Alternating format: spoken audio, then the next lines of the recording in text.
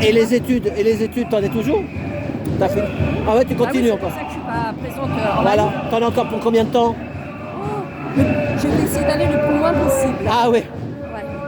Après, ce qui serait bien, c'est qu'on constitue.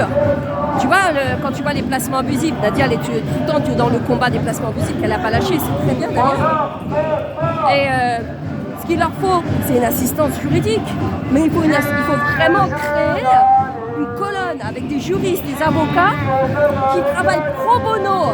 Donc des gens qui veulent vraiment rendre service. Il y en a qui sont à la retraite. Des gens intègres. Ah bah oui. C'est l'intégrité. Parce que nous, là, t'as vu les filles de l'ASE, là, Nadia aussi, elle le dit, ils y croient plus dans les avocats. Elle dit, il vaut mieux pas en avoir des fois. Je suis en train de t'expliquer qu'il faut des gens qui travaillent pro bono. Pro Quelqu'un bono, qui ça veut dire travaille quoi? gratuitement. Ah voilà, c'est ça. Donc il n'a pas d'intérêt. Si ce n'est parce que justement, il veut que tu t'en sortes, il veut t'aider. Tu vois, C'est il ça. est animé par des bonnes intentions.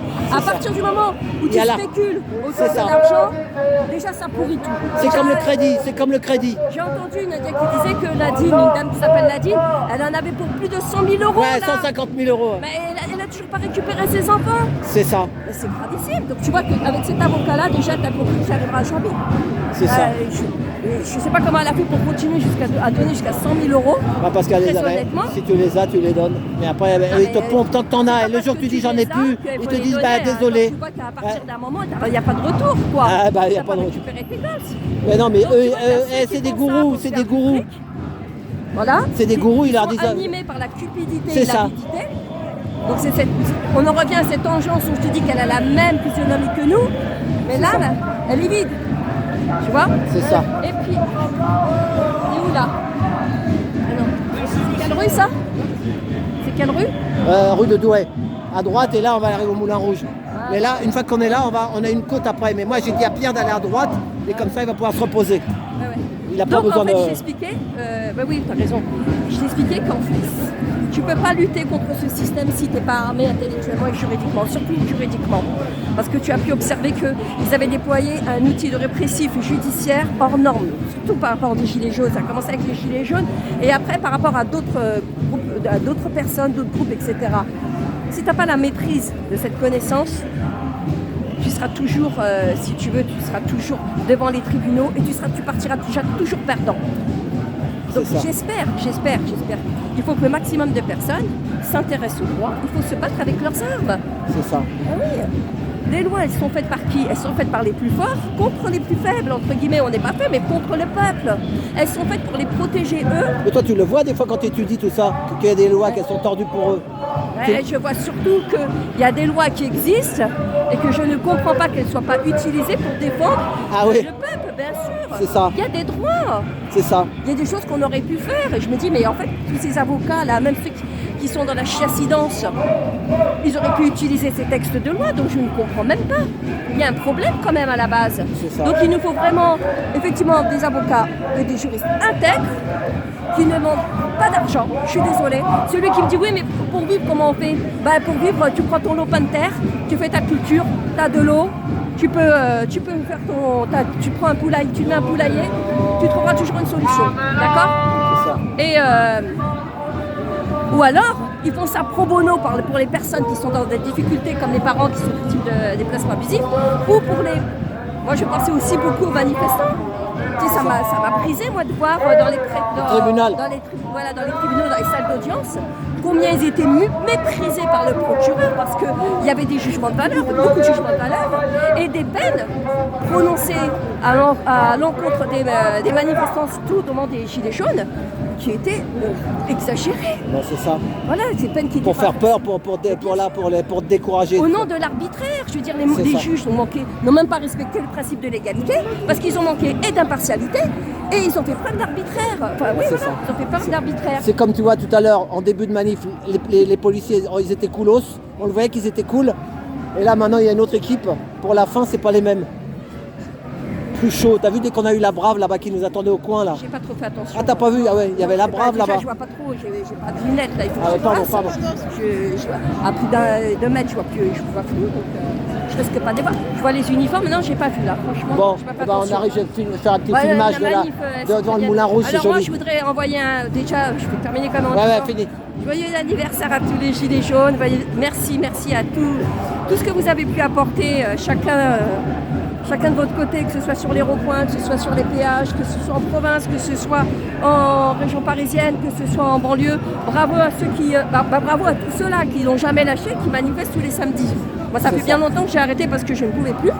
Mais bravo à eux parce que tu vois, ils ont tenu la rue, le pavé comme on dit, jusqu'à aujourd'hui. Bravo et puis merci du fond du cœur. Une grande pensée à mon frère Jérémy qui est à Lyon, qui est un très bon. Alors ça fait partie des très belles personnes qui sont dans mon cœur. D'accord. Il n'y en a pas beaucoup, mais je les aime, elles sont là. Tu vois, je serai toujours là pour elles.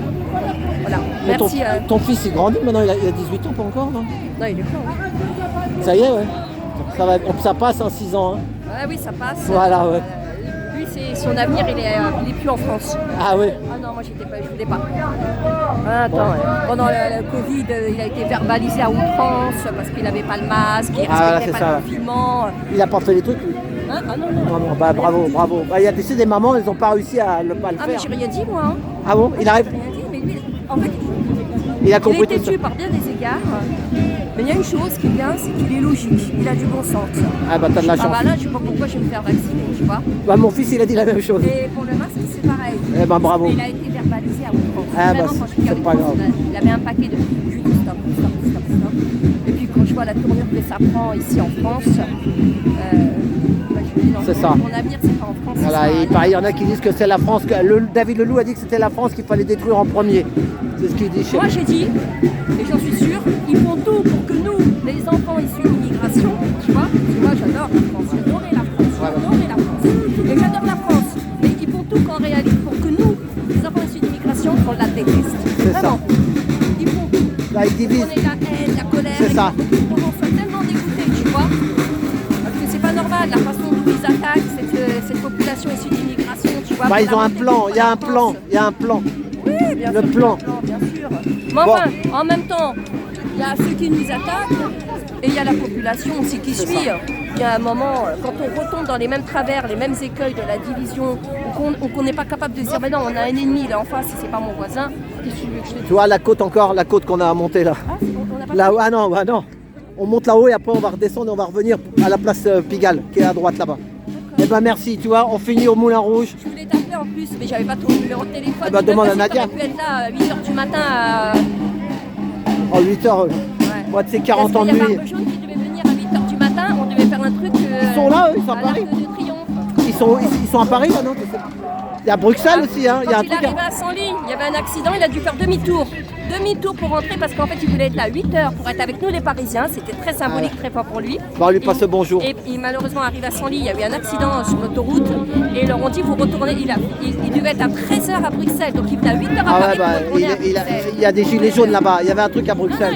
Moi franchement, Barbe Jaune, il a essayé de contenter tout le monde. Et voilà, vois, c'est ça. Il est très frustré, je peux te le dire, je le connais, de ne pas avoir été là avec nous ce matin.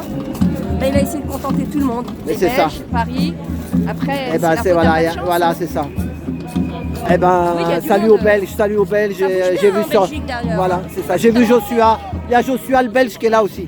Oui, survécu. Ils devaient peut-être rentrer ensemble d'ailleurs. Voilà. Mais non, ça bouge très bien même en Belgique. Hein. Bon bah tu vois, t'as parlé 20 minutes, tu croyais que t'avais rien à dire. Non, j'ai pas grand chose à dire. Si tu veux, si je devais dire. Là, je suis un peu dans l'euphorie parce que ça fait longtemps que je suis pas revenue. Voilà, je suis pas sortie, j'ai pas manifesté, puis je les revois. Et puis, tu vois, c'est un peu comme le petit village gaulois, même si on se dispute, c'est qu'on est content de se prendre dans les bras. Voilà, c'est ça en réalité. Voilà. C'est ça, c'est cette humanité-là que j'aime. Moi, tu sais quoi, j'ai fait parler 3-4 minutes Sophie Tissier, elle était là. C'est très bien. C'est ça, on doit être humain, c'est tout. Oui, parce que si on se divise, c'est ça qu'ils aiment là-haut. Oui, on peut ne pas être d'accord, mais moi j'ai appris de nos erreurs. C'est ça. Il ne faut surtout pas montrer cette division à notre ennemi. Voilà, c'est ça. Ce qui ne veut pas dire qu'on est naïf, gentil n'a qu'un œil, et moi j'en ai deux. Voilà. Bah merci. Allez, bon week-end. Merci. Salut. Merci Fatih. Merci à toi. Voilà, on est devant le Moulin Rouge. Voilà, on a une montée là, on part par là, à droite, là, aux côtes là. Voilà, et ben merci pour tout. Merci Fatih. Place Blanche.